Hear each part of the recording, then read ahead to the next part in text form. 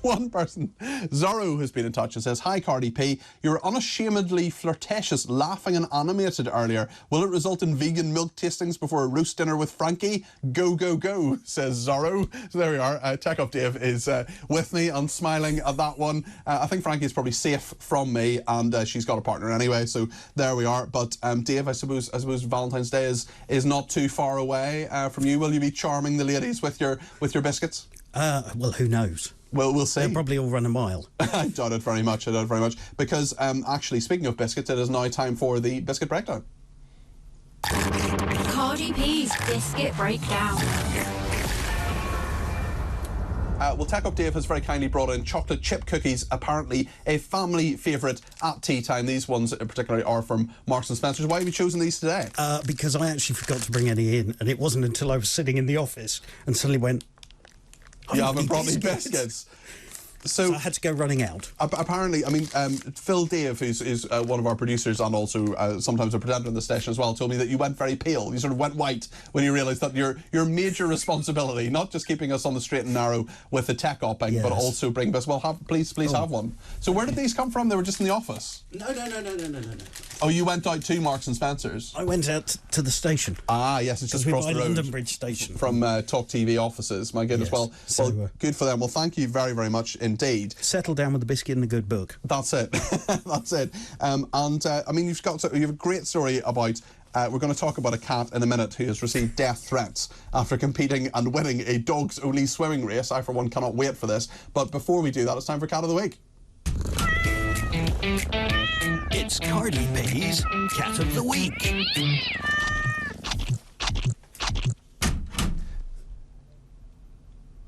It is indeed Cat of the Week. Tech Up Dave, who is the Cat of the Week this week? Cat of the Week this week has been nominated by Cat Dad, Mark Davies, and this week's cat is Florrie, which hopefully we can see on the screen any second now. Yeah, we will no doubt see Florrie. Oh, there's Florrie, yes, there's having a little relax on the old sofa, so yeah. Florrie is apparently very, very lazy. Excellent. And is a rescue cat, was found outside a Chippy & Crew. Oh my goodness, well, well done to Mark for rescuing Florrie. Florrie looks as if she's not had too many fish suppers. I mean, she's not too fat or anything. She looks pretty healthy to me. Looks pretty healthy, and but yeah, obviously sensible move. Outside fish and chip shop, gets fed easily, so that's why Florrie's lazy, I guess. Well, Florrie is. I think Florrie's more strategic. I think than lazy. You know, she knows which side her bread is buttered on, and she is indeed is she our 26th Cat of the Week? She may well be. 26 or 27. We're going to have another one tomorrow.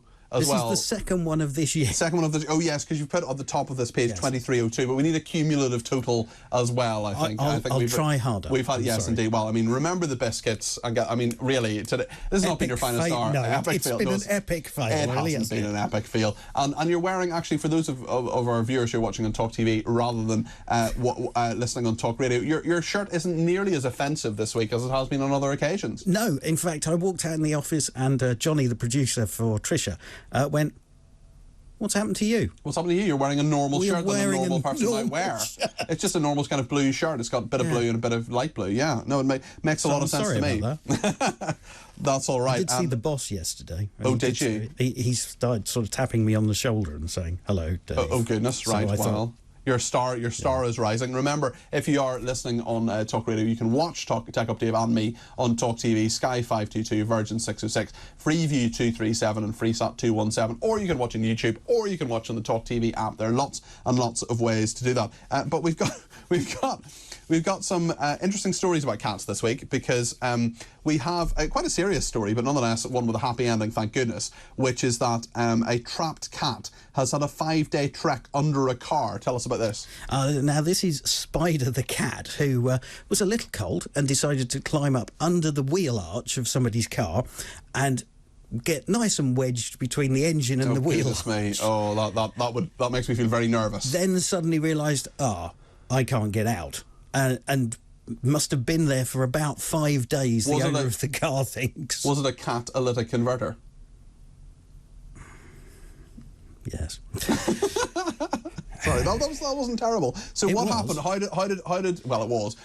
What happened? What was the ending to the story? So the ending of this, it only happened. The owner, a lady by the name of Nadine, only found out by going and putting air in the tyres of her car. Oh, to which the cat was presumably not happy. Could hear a cat meowing. Goodness me. And then looked down and could just see a little bit of the cat's face.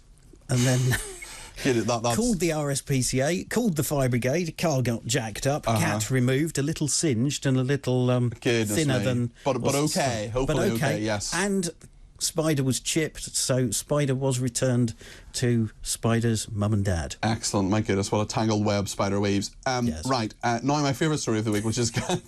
Sorry, it's not funny that a cat has received death threats, but it also kind of is funny that a cat has received death threats. Cat receives death threats after competing and winning dogs only swimming race. Yes. Now this is Gus the cat out in Scotland Island, which is out in Sydney, Australia. Right. Now Gus lives with his dad, Glenn, and Glenn has had Gus around for years and years and years, and takes Gus kayaking and all sorts of different... Gus has said, Gus has been swimming since he was 11 weeks old. He swims with me, he kayaks with me. We treat him like he's part of our lifestyle. I mean, this is usually cats don't like water. I know Jack, for example, my rescue cat, does not like water. But what has happened was, for a bit of a laugh, we entered Gus in the race, and lo and behold, he came first in his category. But this was a dogs race. It was meant to be a dogs only race. It was a dogs only race. And you mentioned that Gus goes kayaking. Do you reckon that's Puss in Boats? Get out. Seriously. But there've been a lot of people annoyed about this. Tell us what local man Vinny has said. Local man Vinny was asked about the cat's involvement with the race and appeared to be quite furious by saying, "Then you get idiots bringing cats down. It's just like you're taking the..." And it's got P and 4 asterisks, so I can only assume that's puss. Taking the puss. Clearly taking the puss. And it's like taking a knife to a gunfight. It's just not going to work. What are you doing bringing a cat for, mate? What are you bringing? You can imagine the Australians sort of saying, "What are you bringing a cat for, mate?" Yes, that is.